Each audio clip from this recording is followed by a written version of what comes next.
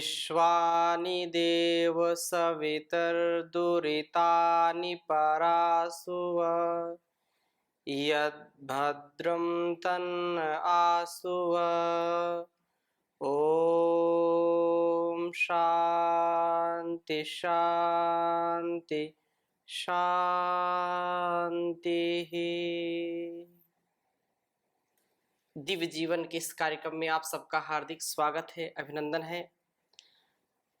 हमारे दिव्यता के लिए, हमारे संपूर्ण जीवन में दिव्यता का आधान हो, शुचिता, पवित्रता, कृतज्ञता से हम इस जीवन को जी पाएं, इसके लिए सतत स्वाध्याय, सत्संग, महापुरुषों की वाणियां और जो वेद आदि शास्त्रों का स्वाध्याय, मोक्ष रूपी जो एक आनंद है, उस परमात्मा में अपने को लीन करना, परमात्मा की शरणागति और इस संसार के जो अनेक बाधक तत्व हैं जो हमको आकर्षित करते हैं, उन सभी आकर्षणों से अपने को मुक्त करना, सतत अभ्यास और वैराग्य की स्थिति में रहना, उसको पाना। अभ्यास वैराग्य से योगमय जीवन, अभ्यास और वैराग्य से अपने को सात्विक स्थिति में रखना, अनेक संदर्भों में हम बहुत सरलता और सहजता से, जैसा परम पूज्य गुरु जी का जीवन है वैसा वो समाधान सहजता से हम सबको दे रहे हैं। तो आज के कार्यक्रम में पुनः आप सबकी ओर से और मैं अपने हृदय की गहराइयों से परम पूज्य गुरु जी का बहुत स्वागत करता हूँ, इस कार्यक्रम में वंदन अभिनंदन करता हूँ। जिस चर्चा को गुरु जी ने अभ्यास और वैराग्य तक ला करके हमको खड़ा कर दिया था, आगे और क्या करना है योगमय जीवन के लिए, तो गुरु जी से ही इसका मार्गदर्शन लेते हैं। गुरु जी, निश्चित रूप से अभ्यास और वैराग्य जो चित्तवृत्तियां हैं, क्लिष्ट अक्लिष्ट के रूप में जो हमको दुख देती हैं और जो दुख से ऊपर भी उठाती हैं, एक ऐसी दिव्य स्थिति में जाकर के पहुंचा देती हैं जहां पर कोई क्लेश नहीं है, केवल आनंद ही आनंद है। इस संदर्भ में वो कैसे हमको प्राप्त हो और उसके लिए कितनी अभिप्सा हमको अपने इस अस्तित्व में रखना पड़ेगा, किन किन चीजों पर और हमको जागरूक होना पड़ेगा, इसके लिए अपना मार्गदर्शन देने का हम कृपा करें हमारे ऊपर। संपूर्ण जीवन का एक ही सूत्र है जी। जिस चीज़ की सर्वोपरि आवश्यकता महसूस होने लगती है और उसके लिए हम साधन करते हैं तो वो पूरी हो ही जाती है। जी। मानी सर्वोपरि आवश्यकता और उसके लिए साधन। सर्वोपरि आवश्यकता प्रथम स्टेप है जी। और उसके लिए फिर बीच में फिर भी प्रमाद आ जाता है। सर्वोपरि आवश्यकता महसूस होने के बाद भी प्रमाद आ जाता है, वो प्रवाह पूरा नहीं रह पाता। तो इसलिए उस प्रमाद को हटाने के लिए जी। हमें साधन करना होता है और बार बार अपने अंदर अवलोकन करना होता है कि मेरी ये मांग है, मेरी ये आवश्यकता है। उसी को हम अभिप्सा, एस्पिरेशन आदि शब्दों से कहते हैं। तो पहला जो कदम है वो ये है कि हम जो हम चाहते हैं उसको ईमानदारी से चाहें। जैसे हमारे लिए भोजन ग्रहण करना आवश्यक होता है जी।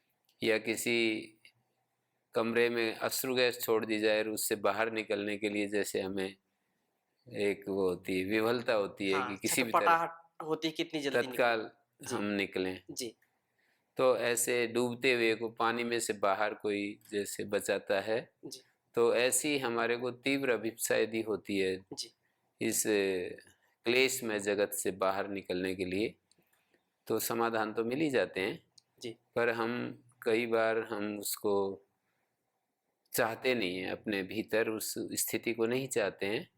जो अभी हमें सुखमय स्थिति है वही हमें ज़्यादा पसंद होती है कि ये जो इंद्रिय जन्य सुख हैं, मात्रा स्पर्श से हमारी इंद्रियों के और विषयों के साथ जो संबंध हैं उससे जो हमें सुख मिलता है वो इतना ज़्यादा आकर्षक होता है कि हम वो जो इंद्रियातीत, मनोतीत जो सुख है उसकी कल्पना ही नहीं कर पाते। जी। तो उसके लिए एक 4 शब्द मैंने किसी महापुरुष से सुने थे और मैंने उस पर बहुत विचार किया। एक सुख और एक सुख का प्रभाव होता है, दूसरी तरफ दुख और दुख का प्रभाव होता है। जी। तो हमारे जीवन में, मनुष्य के जीवन में सुख की तलाश भी है, सुख भोगना भी चाहते हैं, सुख की इच्छा भी है जी। और सुख का प्रभाव भी है। बहुत गहरा प्रभाव है सुख का हमारे मन के ऊपर। हम्म। तो उधर दूसरी तरफ जब जाते हैं, दुख के लिए तो हमारे को कष्ट होता ही है, दुख जब आता है, जी। लेकिन दुख का प्रभाव हमारे मन के ऊपर नहीं होता है। जी। उसका क्या तात्पर्य है कि दुख का प्रभाव होना, माने दुख का प्रभाव जिसके ऊपर हो जाता है वो फिर दुख को सहन नहीं कर सकता। माने आए हुए दुख को तो सहन करता है, जी। दुख के प्रभाव से प्रभावित हुआ हुआ व्यक्ति आए हुए दुख को तो सहन करेगा, पर वो आगे दुख ना आए इसके लिए कोई ना कोई उपाय खोजेगा जी। कि ऐसा उपाय जिससे कि आगे दुख ना आए।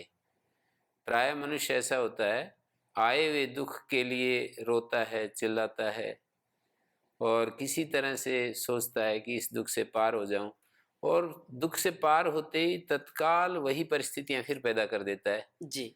जिससे कि फिर वो दुख की पुनरावृत्ति होती ही रहती है। जी, तो दुख का प्रभाव हमारे ऊपर यदि होता है तो हम हमेशा सतर्क रहने का प्रयास करते हैं कि जो दुख आया था वो दोबारा ना आ जाए। जी, जी। कारण उसका खोजते हैं, उन कारणों को अपने जीवन में नहीं आने देना चाहते जिन कारणों से दुख आया। जी। तो ये एक बहुत बड़ी महत्वपूर्ण चीज़ है कि हम दुख के प्रभाव को अपने मन के ऊपर, सुख के प्रभाव को काटने वाली कोई चीज़ है दुनिया में, मुझे ऐसा लगता है सुख के प्रभाव को समाप्त करने वाली जी। कोई चीज़ है तो वो दुख का प्रभाव ही हो सकती है। दुख का प्रभाव यदि गहरा हो जाता है तो सुख का प्रभाव निरस्त हो जाता है। जी। सुख का प्रभाव तब तक नहीं हटेगा जब तक कि दुख का प्रभाव हमारे दिल पर नहीं होता है। माने सुख की इच्छा और सुख की चाहना ये रहती है जी। जीव मात्र को। जी। दुख से बचने की इच्छा भी जीव मात्र को होती है। जब दुख आएगा तो सभी बचना चाहते हैं, जी। लेकिन दुख कितना हमारे लिए कष्टप्रद है ये बात किन्हीं किन्हीं लोगों को अनुभव होती है। जिनको अनुभव हो जाती है वो महापुरुष हो जाते हैं। जी। हम सभी के जीवन में देखते हैं कि दुख के प्रभाव ने ही उन लोगों को, महर्षि दयानंद के जीवन को देखते हैं जी। तो उनके 2 जीवन की घटनाएं ऐसी हुई जो उनको इधर इस भौतिक जीवन से हटा दिया और खोज में लगा दिया। एक तो सच्चा शिव क्या है, ये जो बाल्यकाल में ही उनसे उपवास करवाया गया और वो रात भर जगते रहे जी। और उनके अंदर ये जिज्ञासा पैदा हुई कि ये सच्चा शिव का क्या स्वरूप है जो सबका रक्षक है, सबको आश्रय देता है, सबका देखभाल करता है। और दूसरी बात, जो उनके चाचा जी और बहन की मृत्यु हुई उससे उनको बहुत ही कष्ट हुआ जी। और ये कहा कि एक दिन मेरे को भी इसी तरह से मरना होगा और ये क्या जीवन का स्वरूप है।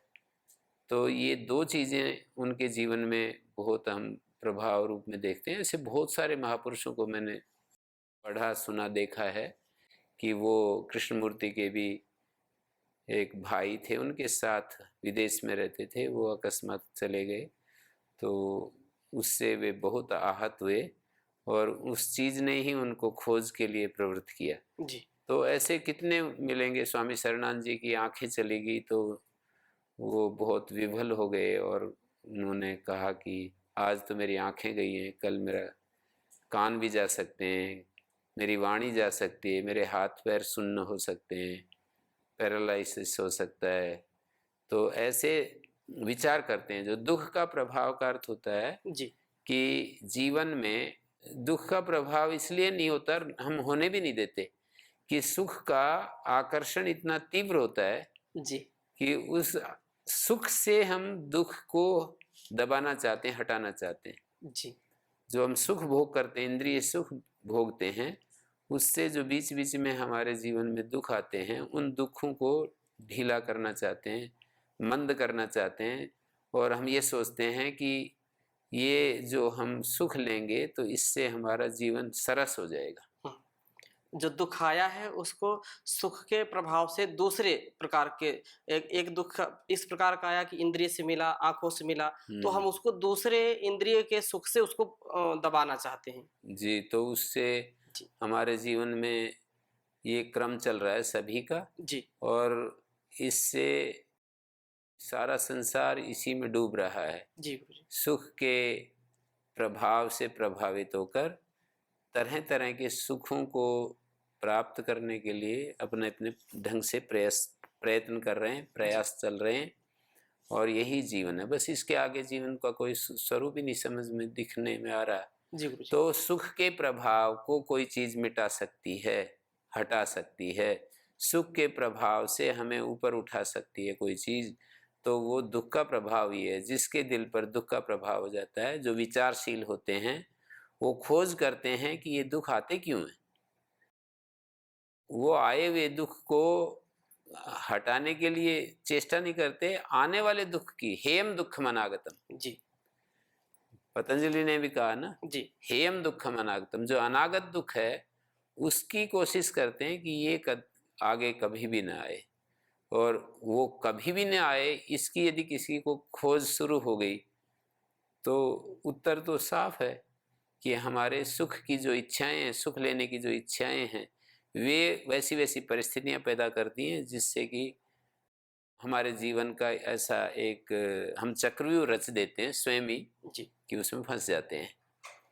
कितना भी विचार करके देखिए, कितना भी, यदि आदमी इस सुख की इच्छा को हटा दे तो उसका जीवन अत्यंत सहज सरल हो जाता है। उसके जीवन में किसी प्रकार का दुख आने का कोई मतलब ही नहीं। फिर थोड़ी देर के लिए कल्पना करते हैं कि मुझे इस तरह का सुख, जो कि हमारे को बाहर से उत्तेजित करता है और बहुत ही एक्साइटेड करता है, ऐसे सुख मुझे नहीं चाहिए, क्योंकि इसका परिणाम हमेशा दुख होता है। ये मैंने देख लिया अपनी आंखों से। जी यदि मैंने अपनी आंखों से ये बात देख ली कि जो भी एक्साइटमेंट्स हैं, जितने भी हमारे को शराब से या पिकनिक से या धूम्रपान से या किसी अन्य नशे से या किसी अन्य क्लब में मूवीज आदि देखने से या कोई नाच तमाशे देखने से, किसी भी प्रकार के जो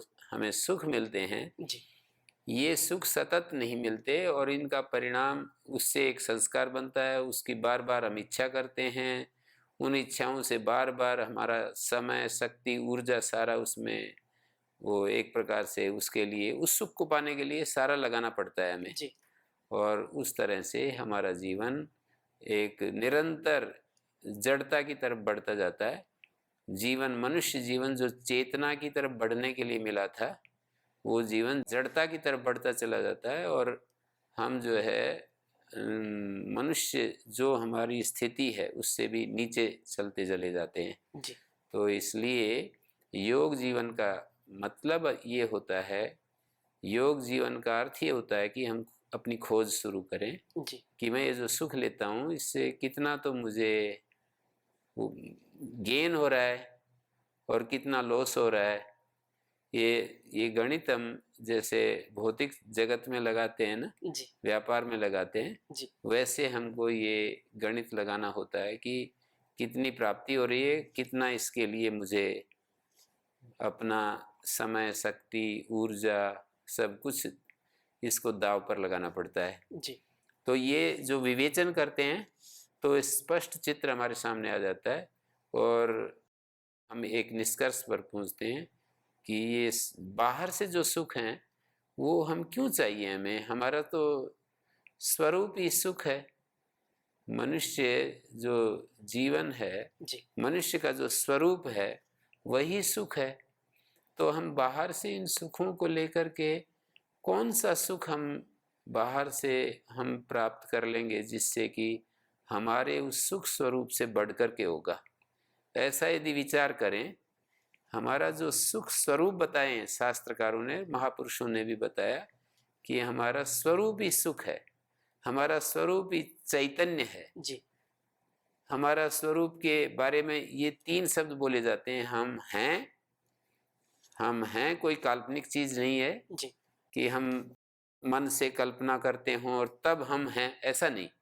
वास्तव में हम हैं, रियलिटी में हैं, जी काल्पनिक रूप से हमारा सत्ता नहीं है, हम हैं।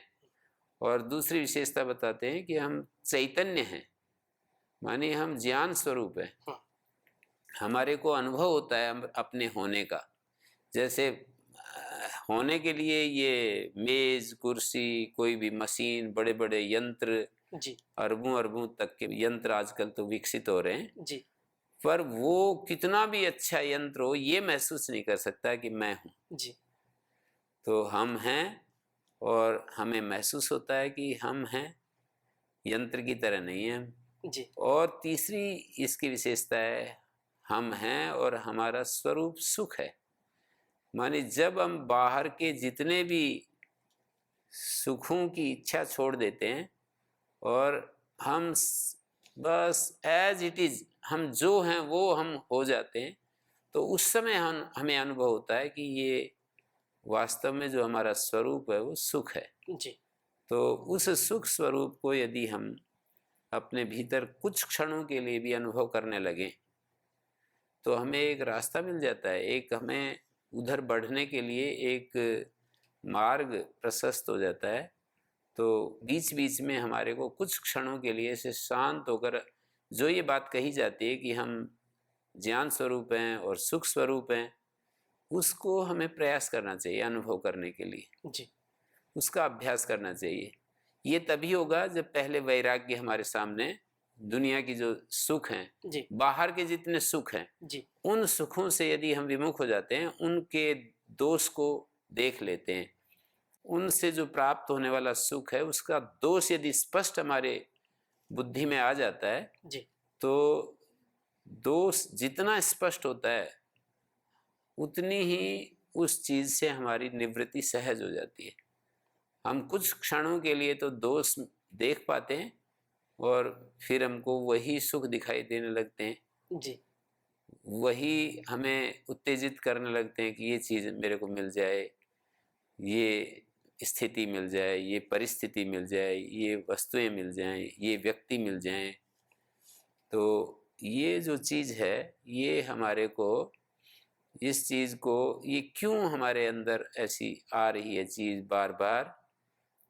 शास्त्र कहते हैं हमारा ज्ञान स्वरूप है, हमारा सुख स्वरूप है, और हम बाहर ढूंढ रहे हैं सुखों को। जी तो बाहर जो हम ढूंढ रहे हैं उन सुखों की क्षणिकता यदि समझ में आ जाए, जी तो हम निश्चित रूप से अपने जीवन को फुल स्टॉप लगा देंगे कि ये तो बहुत ज़्यादा इसमें मेरे को पे करना पड़ता है। जी बाहर के सुख मिलते हैं, एक क्षण के लिए हमें मिलेगा, कोई भोजन का सुख है आधा घंटे के लिए, 15 मिनट के लिए, और दिन भर फिर उससे परेशानी होती रहती है। जी इसी तरह से कोई भी रूप का सुख है, स्पर्श इंद्रिय का सुख है, रसना का, नासिका का, कानों का जो सुख है, और ये सब सुख ऐसे ही हैं, क्षणिक सुख हैं, और उनमें हमारे सारा मन, बुद्धि, ऊर्जा सारी उसमें लगी रहती है।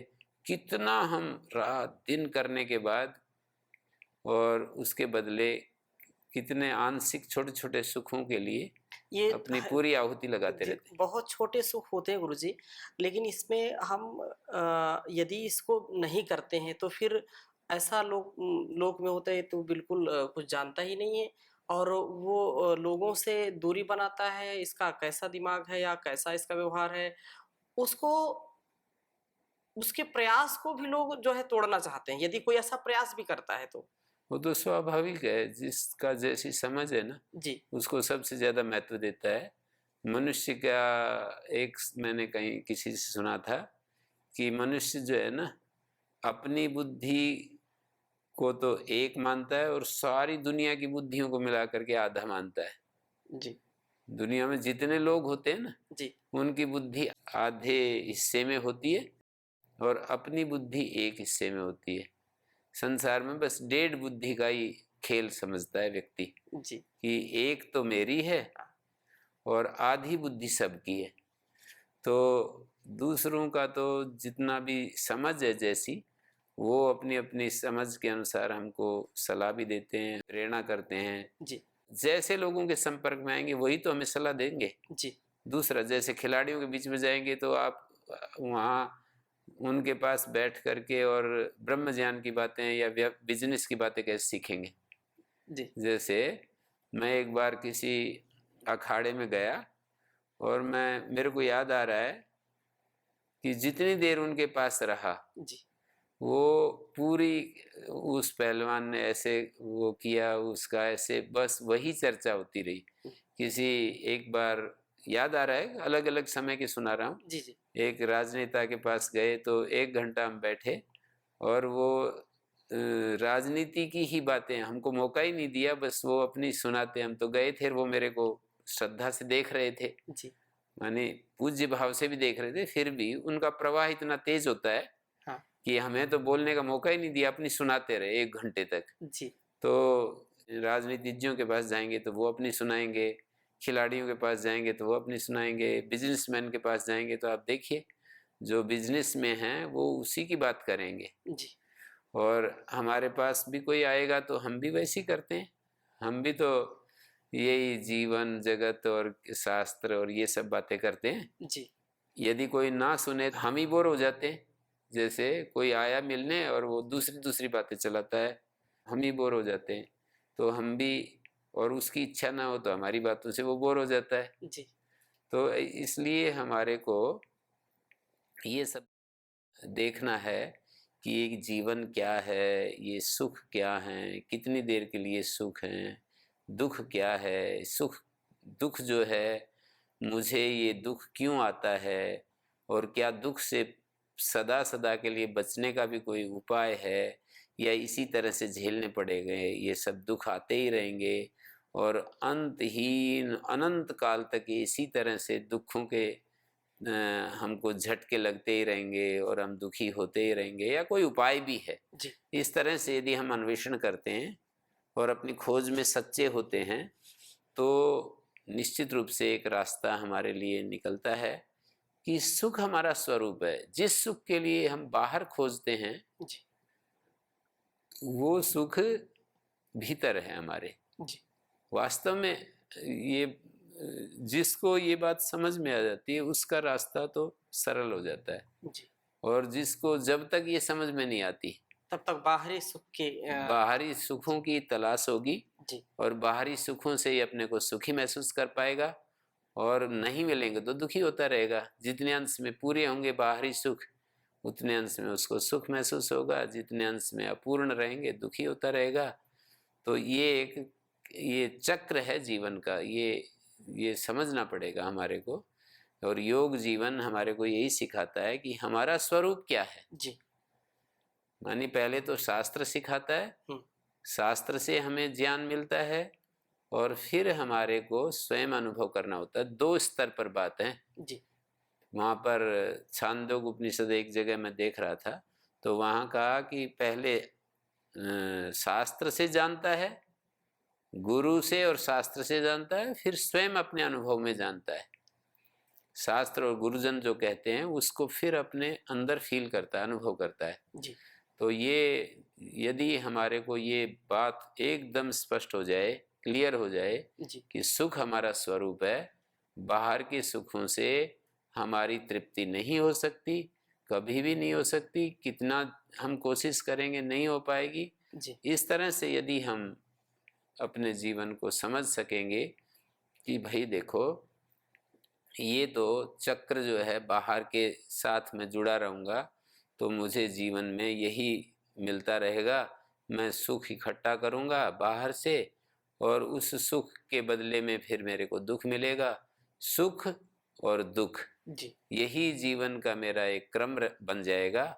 और माने इंद्रियों से, साधनों से, वस्तुओं से, व्यक्तियों से और तरह तरह से जो भी उपाय हैं उसके कुछ उपाय होते हैं ठीक ठाक कुछ उपाय होते हैं बिल्कुल रास्ते से हट करके। जी तो जो रास्ते से हट करके सुख लेने के उपाय होते हैं वो तो बहुत ही ज्यादा हमें दुख देकर जाते हैं। जी शास्त्र समर्थित उपायों से यदि सुख लेते हैं, मर्यादा के पूर्वक यदि सुख लेते हैं जी तो फिर भी बचाव रहता है। और यदि शास्त्र को छोड़ देते हैं, मर्यादाओं को छोड़ देते हैं, स्वेच्छाचारी हो जाते हैं और जैसे तैसे भी सुख लेने के चक्कर में पड़ जाते हैं जी तो जीवन अत्यंत दुखप्रद हो जाता है, अपने लिए भी दूसरों के लिए भी। ये सारी बातें हमें शास्त्र गुरुजन बताते हैं, विशेष करके अध्यात्म शास्त्र योग शास्त्र हमको यही बताते हैं। जी तो ऐसे हमें समझना होगा। निस्संदेह गुरु जी, जैसा परम पूज्य गुरु जी का मार्गदर्शन हमको मिल रहा है और सुख दुख दोनों का जो प्रभाव है उन प्रभावों को हम ठीक ठीक समझें और जो हमारे लिए कल्याणकारी है, जो भद्र है, उसकी प्राप्ति के लिए सतत शास्त्रोक्त जो विधान है, शास्त्रोक्त जो उपदेश आदेश निर्देश है, उसको हम आत्मसात करें और अपने सारे व्यवहारों को, सारे उत्तरदायित्वों को, क्योंकि संसार में आए हो तो करना ही पड़ेगा, परंतु क्षणिक सुख के लिए जो हम अन्याय, अधर्म, अनाचार, दुराचार, अलग अलग संदर्भों में अलग अलग जो नहीं करने योग्य कर्म होते हैं उनको भी कर बैठते हैं, उन सारे दुर्गुण दुर्व्यसनों से, उन सारे जो पतित करने वाले मार्ग हैं उनसे हम कैसे बचें, कैसे अपने जीवन को श्रेष्ठतम बनाने का महान कार्य करें, इसके संदर्भ में अगली कक्षा में चर्चा करेंगे। आज की कक्षा को परम पूज्य गुरु जी को प्रणाम करते हुए यहीं पर विराम करेंगे। गुरु जी सबकी ओर से और मेरी ओर से भी बहुत बहुत प्रणाम, बहुत आपके प्रति कृतज्ञता। ओम शांति शांति शांति।